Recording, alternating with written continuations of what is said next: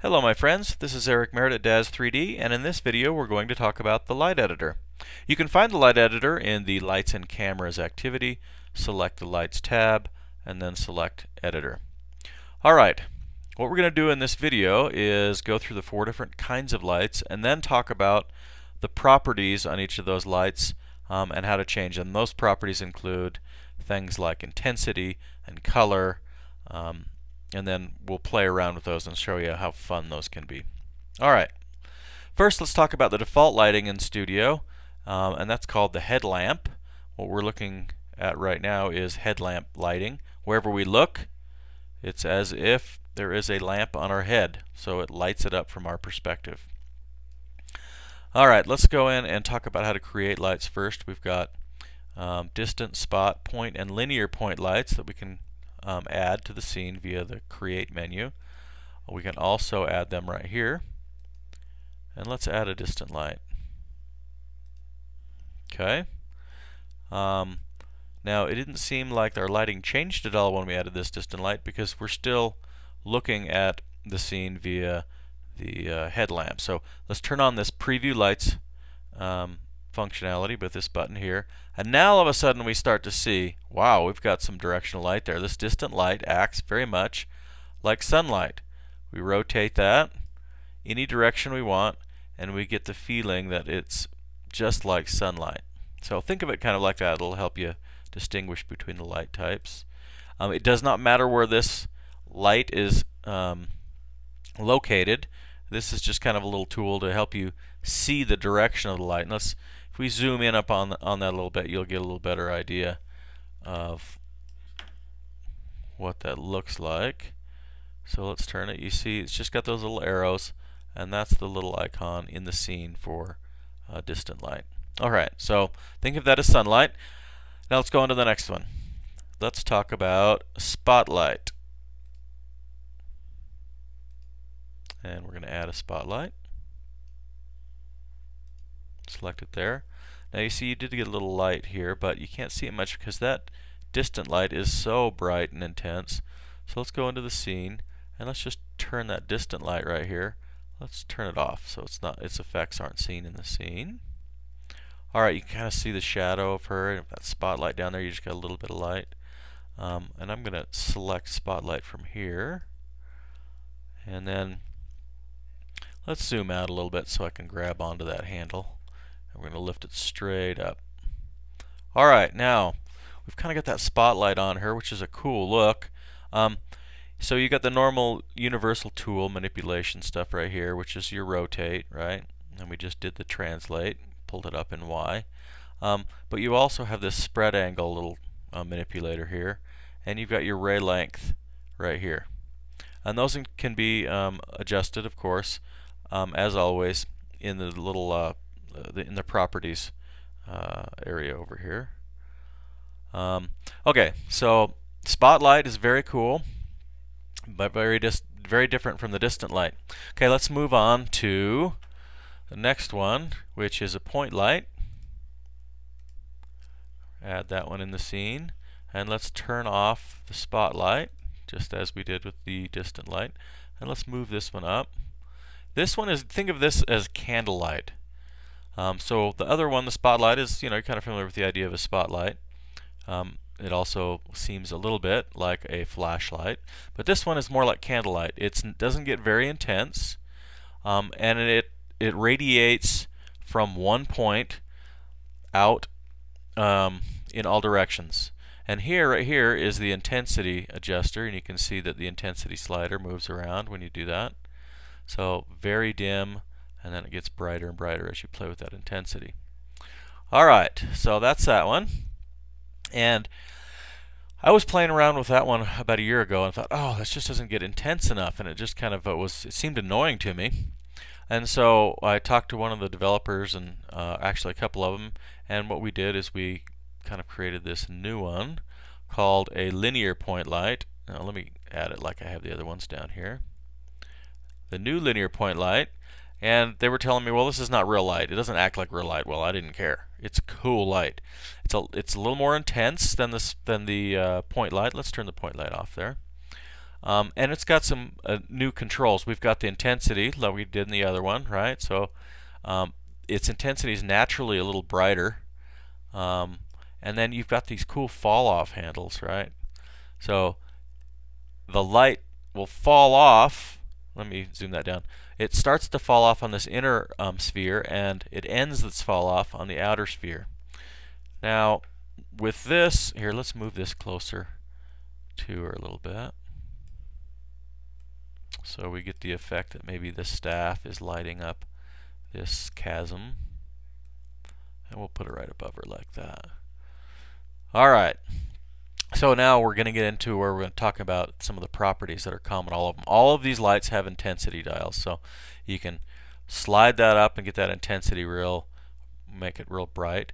Now you'll see this little sphere here that I'm controlling, this fall off start and then fall off end. And before we do much more, I want to show you this little spot render up here. You're going to want to use this a lot when you're setting up lighting, because what you're seeing right here in this OpenGL render is not representative of what you're going to get when you do like a software render. If we go over to renders, we're going to see that our settings are set up so that we've got this 3 to light renderer as our rendering option right now. And I'm going to show you the difference here with the spot render. If I go, now watch this spot render. You don't see anything. It's black. So the OpenGL render renders it really light, but its actual rendering when you're doing the software render is not very bright at all. So what I'm going to do is I'm going to pump up the start, fall off start, and the fall off end, and then we're going to go in and look at that. See, now we've got some light hitting it. Once it's in that sphere right here, the fall off end, you're going to start getting it lit up a little bit. Now let's zoom in and we'll play with some of these properties and show you how cool this stuff is. Alright, so first thing we should probably do is just talk about the color property. Watch this. You can do this a couple different ways. You can just select this and it brings up your OS's color picker. So we can pick red, hit OK, and now you got this really cool red light, right? You can also just, you see that little, the arrow, or the arrow turns into this little double arrow, and that indicates that you can slide along this and watch the effects in your scene as you slide, which is really handy, and that works with any color property inside of Studio. So you can tweak that to your heart's content just by grabbing on any of these and sliding it around. I'm going to turn this back to a white light though.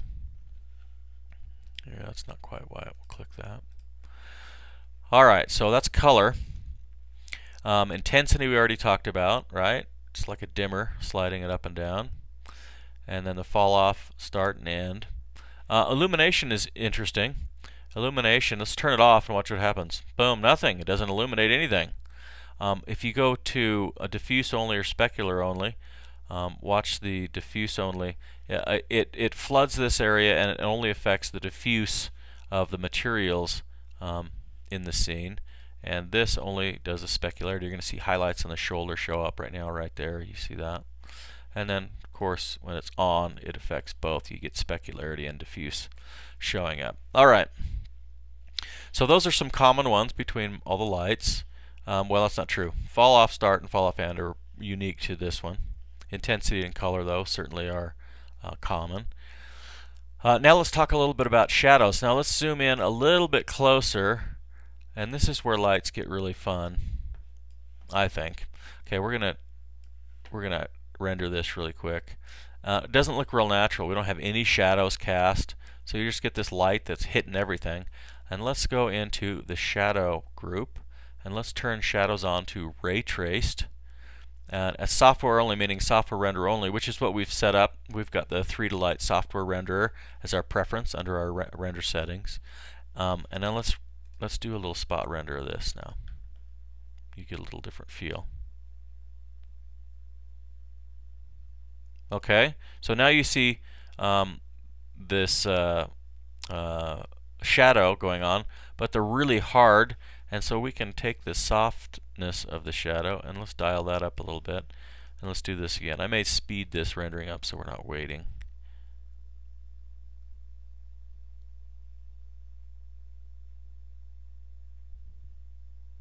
Okay, great.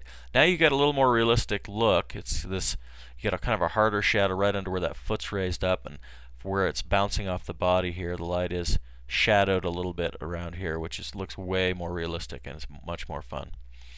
Okay, the last thing I want to talk to you about is that you can look through lights just like you can a view or a camera. Now, you can't look through all of them because there are things like linear point lights and the point light.